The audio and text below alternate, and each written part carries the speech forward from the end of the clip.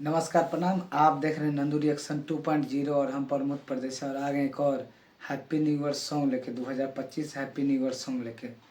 इस गाने का नाम है दिल दे दा 2025 में। और इस गाने को गाए हमारे बहुत ही प्यारे सिंगर दीपक दीवाना जी। और इस गाने को लिखे हमारे बहुत ही भोजपुरी के प्यारे राइटर मनोज मतलवा मनोज मतलवा इनका नाम है। इस गाने को लिखे हैं और ये गाना आया है आदित्य म्यूजिक गोपालगंज चैनल से। आदित्य म्यूजिक गोपालगंज से ये गाना आया है। और इस गाने का ओरिजिनल लिंक आप लोग को वीडियो में डिस्क्रिप्शन में दे देंगे, तो आप लोग उस पर भी जाकर चेकआउट कर लीजिए। तो चलिए बगैर देरी के वीडियो शुरू करते हैं, जिस गाने का नाम है दिल दे दा 2025 में। Happy go.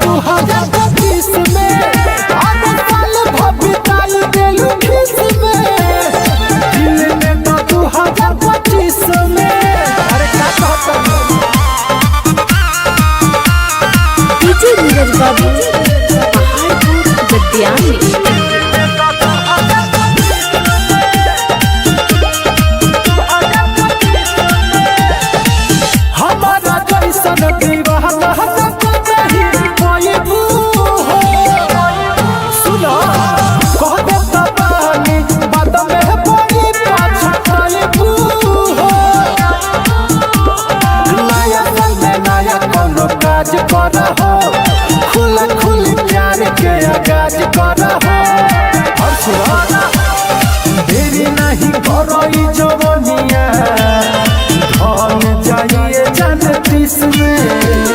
साल भबिताई देलू खिस में दिल दे तो 2025 में। साल भबिताई देलू खिस में दिल दे तो 2025 में।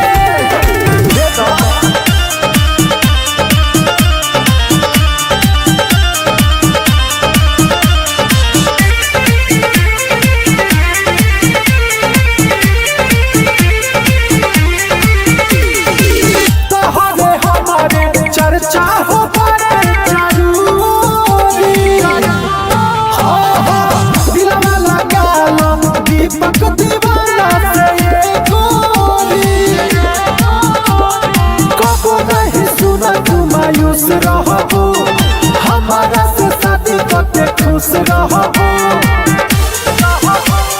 झुमा मामती हनिए गोरी यही से बारू अभिले तीस में। साल भबिताई देलू खिस में दिल दे तो 2025 में।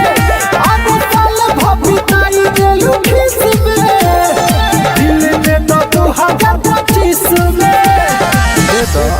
घट गया। बहुत ही 2025 में हैप्पी न्यू ईयर बहुत ही बेस्ट सॉन्ग था। और चलिए मुझे पर्सनली ये गाना बहुत अच्छा लगा। आप लोग कैसा लगा लाइक कमेंट कीजिएगा और जितना हो सके उतना वीडियो को शेयर कीजिएगा। तो चलिए मिलते हैं अगले वीडियो में, तब तक के लिए टेक केयर, बाय बाय।